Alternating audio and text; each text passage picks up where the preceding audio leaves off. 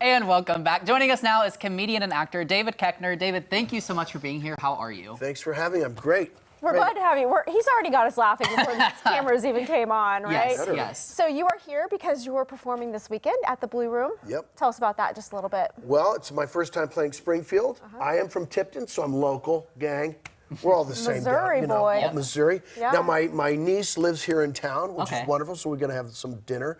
My sister has a place down at Table Rock Lake, so I bring all my kids from L.A. every summer, and we spend a week down here. Table Rock is fabulous. It's fantastic. It's perfect because the water's perfect all the time. There's not too much traffic.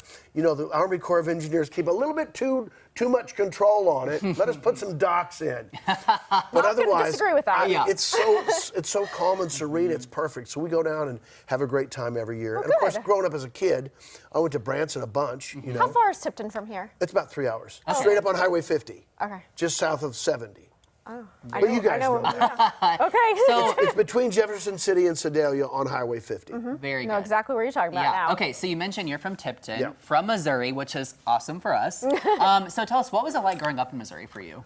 Well, I'm from a very small town. Okay. So I'm from a town of, when I grew up, it was 1,999 people. Oh my gosh. For like, you know, every 10 years you get four more people. Yeah. It went from 1,999 to 2004. Which means everyone from high school just kept leaving. That's except right. 4 got stuck there every 10 years. So, you know, it's a quiet town. It was different. My dad was a manufacturer, so he made livestock trailers for turkeys. You've seen those go down the road down here. So I worked for my dad all my life. I've been working since I was 7. So for me, what was growing up was just work, right? Right. But that's what we do here in the Midwest. You know? That's And exactly right. But I will say this, I've never had an unemployment check in my life. Wow. So my dad treated me right. He gave me a good work ethic. Yeah, that's amazing. Now, also, so, you know, obviously you've had a very successful career. Thank So you. what's Blake, maybe thank some you. what's maybe some advice you'd have for those who are also from smaller towns, but maybe have big city dreams or big city goals? Well, just know. That's it. Yeah. Just know. There's nothing beyond that. I can't coach you. I can't give it to you. I can't deliver it to you. Only you can do it. You know, I'll tell you that this is the truth. When I was 10 years old, I walked around the west side of my house, and I said to myself, I have to go. All I knew then was I'm going to go live in the city. I'm going to miss my family and friends, but I knew I had to go, right? Now, by the time I was 13, I was watching Saturday Night Live, and I said to myself, I'm going to be on that show. And it happened. And it happened. How? Because I knew. How'd you know? I don't know. I knew. It's just something inside of you. And then no one told me how to get there. Yeah. I discovered along the way, each step, how to do it myself. Now, if anybody wants advice, here's what I tell them. 3 things. Read the book Outliers by Malcolm Gladwell. Listen to the audiobook On Writing by Stephen King, because Stephen King narrates his own audiobook, and it's delicious. And read The War of Art by David Pressman, or Pressfield. So, because those are the guidebooks that work for me. You know? Outliers is the only one of the 3 that I've read, but it's an incredible book. And what is the lesson from Outliers? Now I'm on this quiz. Well, yeah, it's a 10,000 hour Yes, rule. put the So time in. the practice and the practice. Put the time in. You'll become a master. When I was in Chicago, I was on stage 5 times a week, either in class or on stage doing a show. 5 days a week. And all I thought about the entire time I was there every day was being on stage, doing improv, doing comedy. That was all I thought about. So you're putting the time in. Yeah, absolutely. So of all the things you've done, I mean, it's been a wide range too. What's your favorite?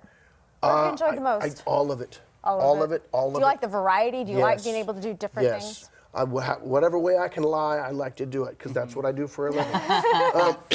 Here's the thing, though. I love performing because I've always performed live. But who don't like being in movies? Yeah. Right. The thing about a movie is you get a little bit more control about how you're going to do the expression of the character. Right. In TV, it's like really, like, here's what we need you to do. And that's, you know, it's already written. There's not a lot of room for improvisation or whatever else. Okay. But in a movie, you get to have a little more, you know, creative freedom. You're collaborating a little bit more in a movie than TV. Not to say that you don't, but you get a little bit more freedom in a film. So that's always a little more fun. Plus, it's only the one time, right? This is this one piece of art we're going to do. Yeah. Hopefully it's art. No, I've been in a lot of things that we might call not art. But anyway, I'll say I hope I was an art piece inside a movie. But anyway, so But I love all of it, and Yeah. I get a chance to do all of it, which is fantastic. You know, I still do live, I do TV, I do animation, I do film. So, look, man, I'm blessed. Yeah. You are. You are. Yeah. Now let's touch on the live part a little bit. So you are obviously doing stand-up at Blue Room this weekend. So what's always been so special to you about stand-up, and what can people expect from your shows this weekend? Well, I didn't start doing stand-up till 12 years ago when I had my daughter, my 5th child, and I thought to myself, well, I better always have another outlet for work, right? Yeah, And I'm glad I did, because I will never be out of work because I can always go get it, right? Right. So repeat your question. So what is it about that I like? What's so special to you about stand-up? Well, it's because now in theater or improvisation, my relationship is with my partner on stage. But in stand-up, the relationship is with you and that audience. So then we get to have this agreement of our experiences match in some way, and then I'm able to also hide something like your cards, and then I show them, then they laugh. That's the expression, right? So a lot of it is just the community enjoyment of we're all agreeing that I'm funny.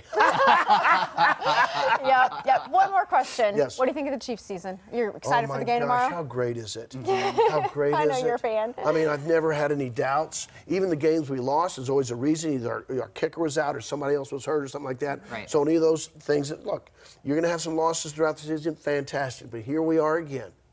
And we're equipped and we're built and we've got all the pieces in place. Yes. And we're healthy. Come on now. It's been a fun season It's to been watch, good, that's for yes. sure. It's going to continue Yeah. to be good. That's right. Yep. Well, David, thank you so much for being here on Yeah, thank Ozarks you. Live. Best We've of luck enjoyed this it. weekend at Blue Room. Right It was on. great meeting you. Can I say one last thing? Yes. Absolutely. Whammy! You can't, because I'm in a newsroom. I got to get a whammy in there. Am I right? Yeah. All right. Thanks. All right, up next, we'll check back in with Tom. Stay with us.